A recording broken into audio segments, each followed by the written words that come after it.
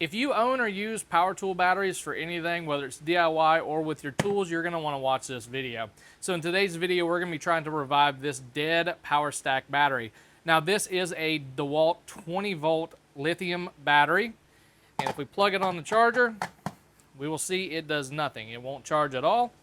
And that's unfortunate because this is a really expensive battery, and this one's actually fairly new. It's 23. So this one's a 25 regular 5 amp hour cell. We plug it in and it's charging.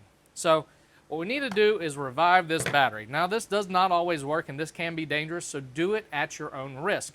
So I have a benchtop power supply right here, but I'm going to do it the redneck way. Get you a piece of wire, find the B positive and B negative on each battery. You're going to need 2 batteries for this. We're going to plug in the first positive. These are just some spade connectors I have. Onto the dead battery first. That way if you arc it out, you're fine. Now, do not leave this hooked up. And one reason that this happens is, say you don't have a low voltage cutoff on your DIY project, the battery over discharge and then the BMS won't reactivate and the charger can't provide enough charge to jump start it. So now we're going to go positive to positive. So B positive to B positive, B negative to B negative.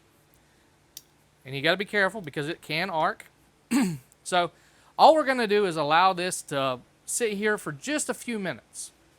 We don't want it to be there very long because these wires can get hot if something is wrong with this battery, and these are lithium batteries, so they can be extremely dangerous.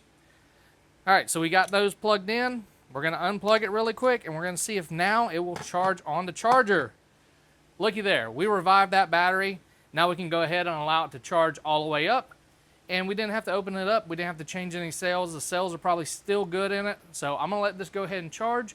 Once it goes green, we know it's good. So monitor this for a little bit just to make sure that there's no issues. So I'm going to go ahead and put mine right here.